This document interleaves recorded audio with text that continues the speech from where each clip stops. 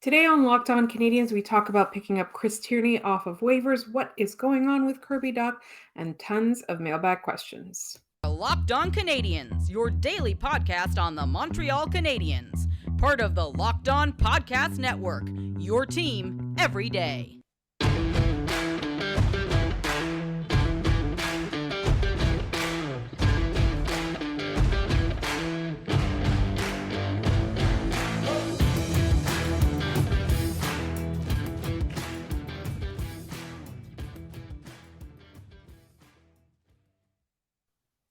Hi there, everyone, and welcome to episode 792, which is brought to you by FanDuel Sportsbook, the official sportsbook of Locked On. Make every moment more by visiting fanduel.com/lockedon today to get started.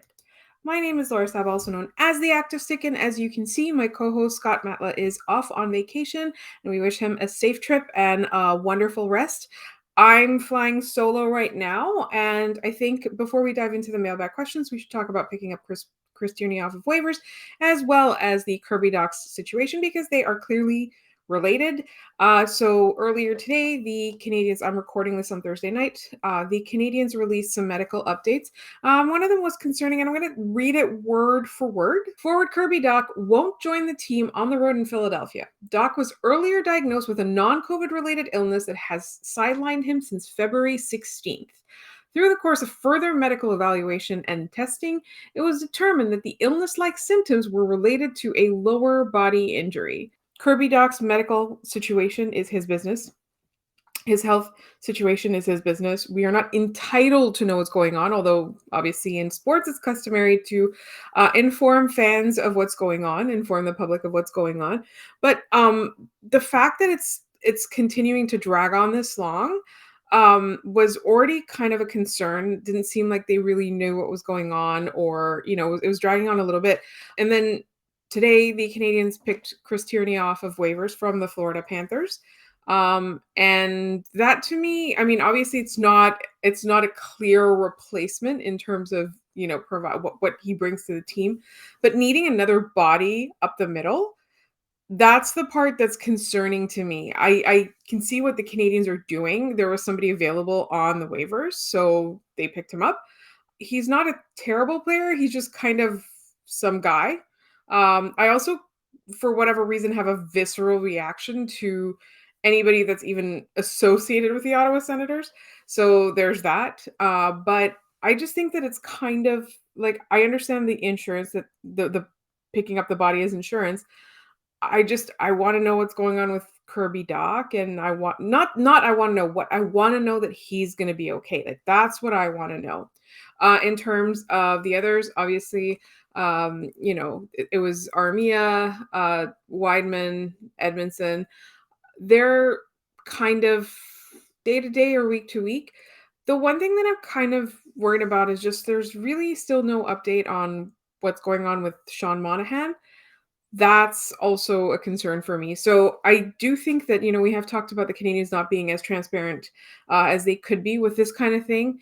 At the same time, these players are entitled to their privacy. They are entitled to their health status being kept private. I just want to know if they're going to be okay or not. Like, that's all I worry about. And so obviously whatever's going on with Kirby Dach, I hope he gets well very, very soon. In the meantime, there is a game tonight, by the time you're listening to this, against the Philadelphia Flyers. It feels like another tank bowl. I have long been a sort of an observer of I get accused of being a Philadelphia Flyers fan a lot. I enjoyed the Richards and Carter era, in terms of, they were very physical, but they weren't goony. They were physical but good. Like, literally, they had talent and they were tough. That's the kind of hockey I love watching. So I appreciated the Flyers at that time and what they brought to the table at that time. But today's Flyers just don't really interest. Like, I don't like them. I don't have an interest in them. They also employ some players that I really dislike. It's no longer the Flyers that I used to appreciate. So I don't really know what to say about the game other than I hope both teams lose. I know that people are getting a little bit nervous about the Canadiens draft position. I don't think that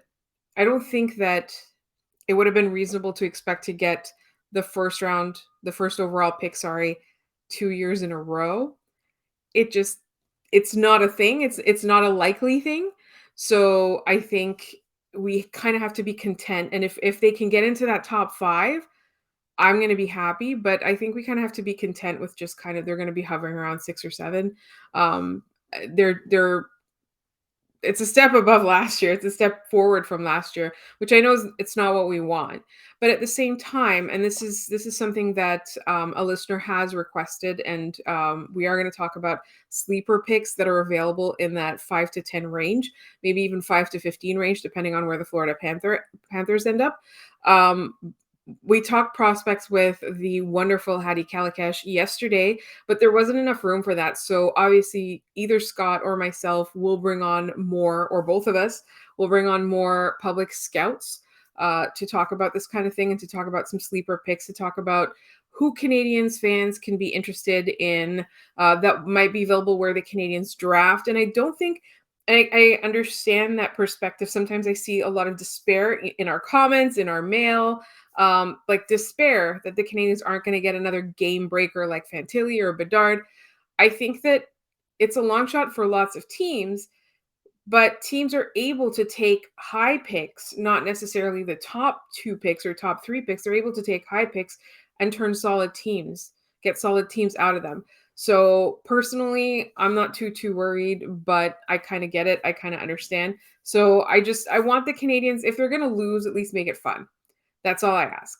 If they're going to lose, make it fun. But also don't lose to the Philadelphia Flyers. Like, that's kind of insulting. So that's basically all I have to say about the game. I will obviously cover the weekend games in the 3 up and 3 down on Monday. So we'll get a little bit more into that. And I might have a bunch of special guests coming up next week, which I'm really, really excited about. In the meantime, it is time to turn our attention over to the mailbag from all of you. But first, this episode is brought to you by Built Bar. And if you've listened to the show at all, you will know we absolutely love Built Bar. It is a protein bar that tastes just like a candy bar. And now all of the Built Bar flavors are available online at builtbar.com, and we do have a promo code for you, but you can also find their most popular flavors at Sam's Club or Walmart. You know, things like cookies and cream, the churro, like really the ones that are the most popular ones that we talk about all the time. And they're so delicious. They're definitely worth, either a trek to Walmart or Sam's Club or just ordering them online. And you can go to builtbar.com and enter promo code LOCKEDON15 and you'll get 15% off your next order. And remember that these bars are high in protein, low in sugar, absolutely delicious, and they fit into your lifestyle. They're made with real chocolate. So don't miss out. Go to Sam's Club or Walmart, or you can go to builtbar.com and use promo code LOCKEDON15 and get 15% off your order of Built Bar. All right, so we had a lot of mailbag questions for this week's mailbag. So I'm going to try to get through as many of them as possible. And if I have to push some to next week, I will. We are getting one from Zachary on Twitter. Happy David Ayers Day. May we never forget. And yes, absolutely. For those of you who are newish to hockey, a couple of years ago, the Toronto Maple Leafs lost a game to an emergency backup goaltender who was their own Zamboni driver. As a Canadiens fan, it was a delight to watch, but as a fan of hockey in general, that's not a fan of the Toronto Maple Leafs, it was a delight to watch. So apparently that's the anniversary of this. This is the anniversary of that happening. So thank you for that reminder, Zachary. The question: I was wondering what you think a fair return would be for Jonathan Drouin and Mike Hoffman. So I think that the closer we get to the trade deadline, the less the idea of a fair return is true. Because what's going to happen is that there's going to be a squeeze, and there's going to be obviously GMs whose teams are on the cusp of making the playoffs or might even go far, and they're trying to like complete their lineup or shore up their lineup, and they watch other players go off the board, and they come to the Canadiens asking for Drouin or Hoffman. I think that kind of increases. Like at this point, though, for Drouin, I really don't see anything more than a third rounder. And again, I could be wrong. I feel like the market is set by what other GMs pay or by what another GM is willing to pay and not necessarily what Kent Hughes is asking. So things might change. And for Mike Hoffman, I don't see much more than that either. I think he's still got a year left, I believe. So there's a little bit of term, and Mike Hoffman is someone you can use, so possibly a little more. But I just don't see it. I feel like the trade market is very weird and hard to read nowadays. It's not about getting value. It's about getting the player before another GM gets them. And it feels like there's a lot of like games of chicken going on now as we get closer and closer to the March 3rd deadline. So I'm very, very curious to see what ends up happening. But again, like as we've talked about, because Jeff Merrick kind of talked about it on last Saturday's hockey night in Canada, that Kent Hughes is not expected to make a lot of moves at this deadline. I don't know if he's just kind of um, saying that so more GMs will call him and offer more, or if he's just saying that because he does intend to be quiet at this deadline. So it's going to be really interesting to watch. But to answer your question, I don't think I can't say that there's going to be a realistic or good value return because we're in FOMO season. And the answer to that question would have been different in November, December, January, even. So it's worth seeing what Kent Hughes can pull off. And if he can get anything back for these two players, I'm going to be so impressed. Just getting anything, not getting that, getting anything would be great. We've got a really fun question from our good friend, the Bengals fan. Why is Samuel Montembeault a god? I like to have like theories about why and how players get this way. I think Samuel Montembeault is having a really great season, and I'm so happy to see him progress this far.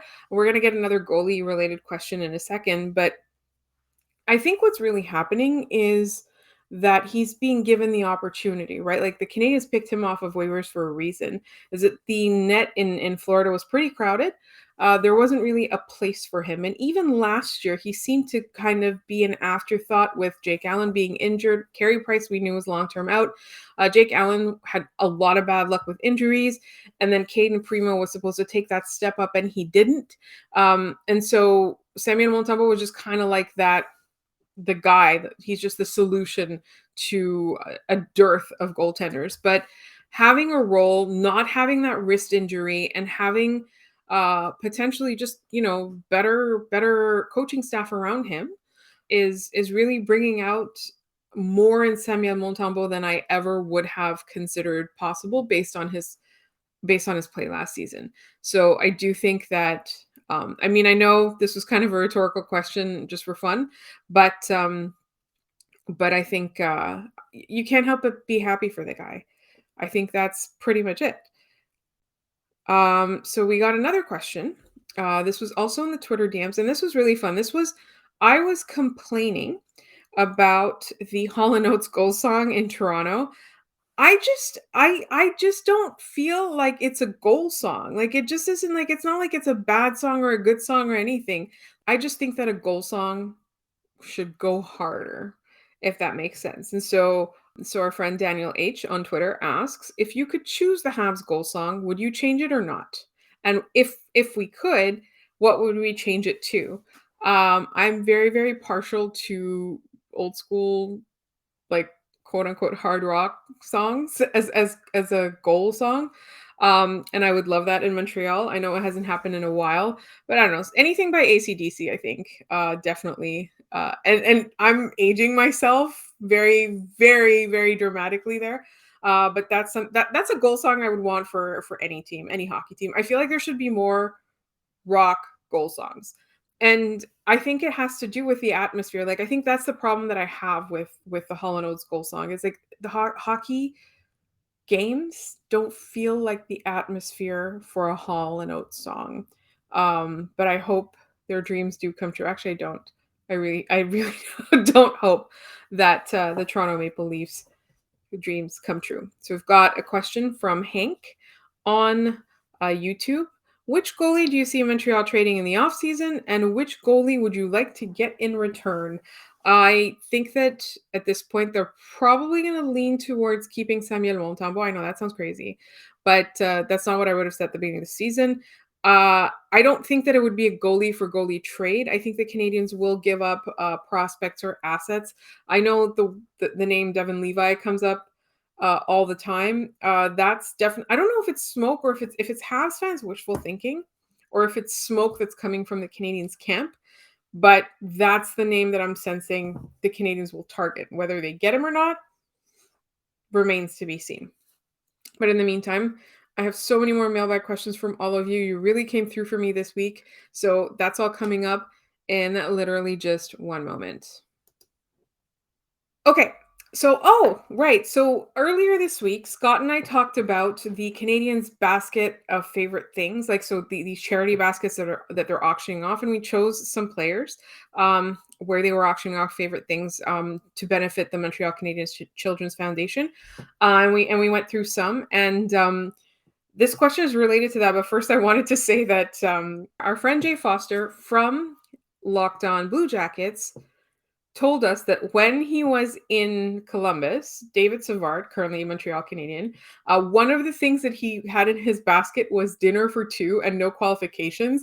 And apparently, what that was that David Savard was going to cook a beautiful dinner for two, show up at the couple's house, and then drop the dinner off and leave. And I thought that was the funniest thing ever. So this is a David Savard basket. I just thought it was really funny. Like we were talking about the baskets, and that's what Jay brought up. And so the question that we're getting on YouTube could be a mailbag question if it hasn't been asked before. What would you put in your basket of favorites? So this is something where I feel like Scott would also answer candy, like all the younger players on the Canadians that had candy in their baskets. And he would also have lots of energy drinks. That's a Scott thing. I'm calling him out because he's not here to argue with me. In my favorite things, there would literally be spa gift card, spa gift card, spa gift card, spa gift card, spa gift card, potentially Lululemon gift card. But I would honestly, like, I would just like gift people massages, or other therapeutic treatments. I'm a real big believer in self-care, or capitalist self-care, as it were. So that's what would go in my favorite things basket. All right. We've got a question from Sebastian L on YouTube. Question for the mailbag. Given the injuries and lack of production from the tradable vets, I believe Hughes will look to add 4 more first-round picks, think JP or Kravtsov, in lieu of more 2023 first-round picks. Who else might they target around the league? Looking back, he's already done this 3 times in the past year with Dach, Barron, and Beaudin. This is actually an interesting question because I feel like in each one of these cases, it was a surprise. I don't think anybody knew, for example, that Barron was available.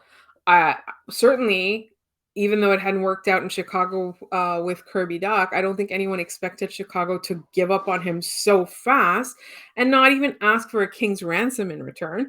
And that was interesting. So I personally, like, I don't really have any thoughts on this, but what I am going to do is I'm going to keep this mailbag question because I want to ask it of our guests next week. So we got an interesting suggestion on YouTube. I don't think this is a mailbag question as much as it is a discussion point, but I wanted to bring it up. What if Hudson can get the Wendell Clark treatment and be drafted as a defenseman but end up playing as a winger? I wouldn't hate it. This is basically based on our episode yesterday with Hattie we were talking about the prospects and Hudson's strengths and weaknesses. So I think it's an intriguing question. And then we've got another question from Tyler L. Laura, do you truly believe picking a defenseman and a center is the best way to go with our first round picks? I understand what Hattie was saying, but wouldn't it make more sense to go for the highest skilled offensive forward that would be available with our 2 picks? Montreal has a lot of defensemen, and the right side could be a free agent project or a trade project to fill that side. So I agree. So, and this is something that we kind of brought up when we were talking about this with Hattie, is that all teams should pick the best player available. Just literally, who is the best player available at that slot? Doesn't matter what position he plays, doesn't matter how big, doesn't matter how small. But as we've seen, particularly with, NHL teams will sometimes after the draft release a little bit of behind the scenes. The Canadians certainly do it. I know a lot of other teams do it. And a sense that I got when the draft was in Montreal last year, there were a lot of hockey minds in town, and I got like the opportunity to talk to so many of them. And a sense that I get is that teams' internal lists are absolutely nothing or have absolutely nothing to do with public scouting. Because what public scouting does is try to, and obviously everybody has their own biases, things that they give more weight to. That's why you see some differences, but you'll see universally across the board, usually it's the same players in similar positions, right? Like your 2 and 3 might be flipped, or like your the 3 for 1 scout might be 5 for 1 scout. It's very rare that you see like such a discrepancy when you're looking at different public scouts and the consensus. Like it's a lot more of a consensus, is because what they're trying to do is they're trying to eliminate any of the context and just try to look at the player as a whole. Whereas a team usually has an identity. The front office usually has something that they prize, or a skill set or a group of attributes that they prize over other things. So I think it's really, really interesting, because what is going to end up happening is that they are going to draft for need, because they all do that. And you look at that, and even if it's not specifically a player for need, like they draft a player that they fall in love with for some arbitrary reason, like maybe they really like the answer that the combine, or like they scouted them heavily enough that they like them enough. I don't know. But it's never an exact science, and internal rankings are very different than external rankings, and that became so clear to me last year. When that's a reason that I always tell people, like, if you get a chance to go to the draft, please do, because it's such an eye-opening experience. I have so many more mailbag questions, so I'm going to have to narrow this down, and I am going to ask the rest of the questions, or go over the rest of the questions next week. So don't worry about that. There's definitely going to be an episode with your questions. If I didn't ask them today, they will get asked. So my friend Megan had a couple of questions, and I'm not even sure if I can actually ask the question on this family-friendly podcast, or one of her questions. I'm going to try, but before we get to that, her first question was, finish this sentence. A recent study has revealed that 69% of NHL players, and I'm going to say, cannot make craft dinner.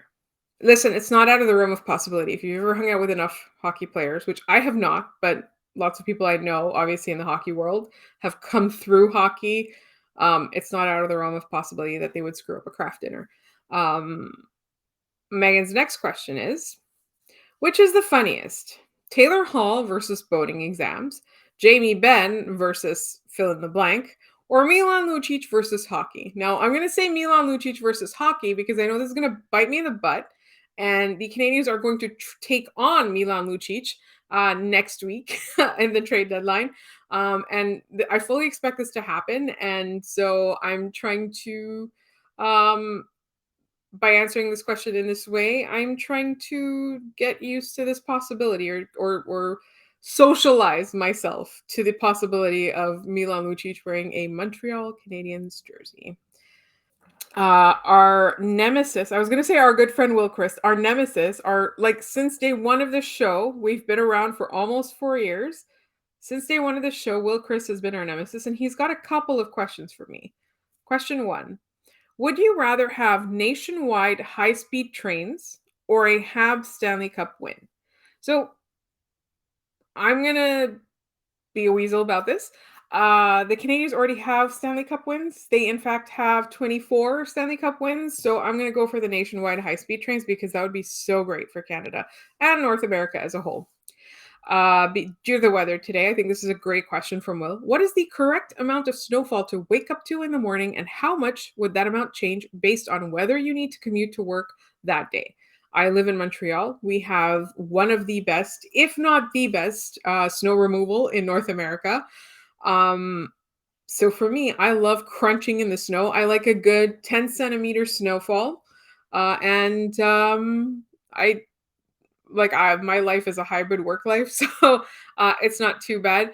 But I'm gonna say if it's like 30 centimeters, then I don't feel like going to work. But other than that, I love a good snowfall. I love the day of the snow, and I love the day after the snow before they clear it all away. I love walking and like crunching and like in the snow.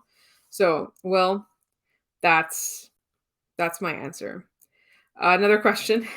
If you were going to collude with grocery stores to fix prices on an item and didn't want to get caught, what item would you pick? It would have to be something that people would not really notice. So, for example, let's say like what is your average can of mushrooms right now? Like 99 cents, right? If that jumped to like 2.99, it might be more, it might be 157 now, I don't know. Grocery prices are crazy. But let's say that your 99-cent can of mushrooms jumped to like 3 or $4, you're gonna get suspicious, and you don't want to get caught. So you take something a little bit more, something like canned artichokes, for example, or canned palm hearts, and you jack that price up because you know what? I think it's happening. I think that price is being fixed. It's gone up so high, and nobody's really noticed because it's a quote unquote luxury canned item, right? Like it's a better whatever. It's a more expensive canned item. So that's what I would do, Will, and I don't think I would get caught. So let's go to another hockey one before we go back off the rails. We've got our question from David G. What would it take for the Canadiens to acquire Nick Suzuki's brother Ryan? And do you think the Habs should pursue this brotherly duo? Uh, I really like the idea of Ryan playing in Montreal alongside Nick. I think that he's a little bit injury prone, or at least has had a lot of bad luck with injuries. So I don't really know what his level of play at is right now. Or I don't really know if I have an accurate assessment of how far he's come, where he is in his development. So I don't know if it would if it's something, and this question does come up a lot in our mailbag. People do like this idea and do bring it up. And I don't think Carolina's gonna trade with the Habs. Like, that's what I think the problem is. It's not what it would take, it's the fact that I don't think it's a possibility at all because down in Carolina, they're petty and weird, and they're not gonna trade with the Habs. At least not this current ownership group and management. They're not gonna trade with the Habs. For my final question, I'm going to ask a question from Scott, my co-host, who I hope, is going to take this question to heart as he goes on his vacation. And he wants to know if you could drink tropical, not topical, tropical cocktails out of one fruit besides a coconut, what fruit would it be? And I think the correct answer is pineapple. You have to drink out of pineapple. I don't I'm trying to think of another tropical fruit you could drink. You can't drink out of a mango. You can't drink out of a papaya. There's only one answer, and it is a pineapple. That's the answer to the question. So that's it for our current mailbag. There are other questions, both about hockey and off the rails questions, as we like to call them. But I will ask them next week because we got so many. So I have to say thank you to all of you for all your mailbag questions. And next week, we're going to start with our 3 up, 3 down. We're going to have our post-game San Jose Sharks with our good friend JD Young of Locked On Sharks, who we love very much. So I'm excited to have that post-game with him. And it's really funny because the last time I did a post-game with him, the Sharks were here and Scott was on vacation. And it was me and JD co-hosting. And this time around, it's a post-game. The Canadiens are there, and Scott is on vacation. I also am lining up potentially 2 guests, and they might be familiar faces that you like. And I'm hoping to get someone new as well. So I've got a packed week next week. Make sure you do not miss it. Even though Scott's on vacation, I'm still here every day. We're your team every day here on the Locked On Podcast Network. So make sure you are subscribed to this podcast wherever you get your podcasts. You can find us on Twitter at LO_Canadiens. You can find me on Twitter at The Active Stick. You can mail more mailbag questions to lockedoncanadiens@gmail.com. You can also leave them in the YouTube comments. Just put mailbag question at the beginning of your question or early in your question so that I know it's not just a discussion point and I know it's something where you want us to bring it up as a mailbag question. If I missed your question today, don't worry. It is coming. It's coming next week. In the meantime, thank you so much for listening, and I will talk to you on Monday.